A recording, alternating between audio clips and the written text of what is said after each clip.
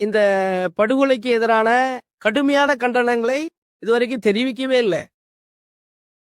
அப்போ யாருக்கான கட்சி இந்த அண்ணா திராவிட முன்னேற்ற கழகம், அகில இந்திய அண்ணா திராவிட முன்னேற்ற கழகம் யாருக்கான கட்சி? ஒரு சமூகத்துக்கான கட்சியா? அப்ப தேவேந்திர குல சமூகத்தினுடைய வாக்குகள் உங்களுக்கு தேவையில்லையா? ஒரு அப்பாவி இளைஞனை காதல் செய்தான் என்பதற்காக படுகொலை செய்யப்பட்டா.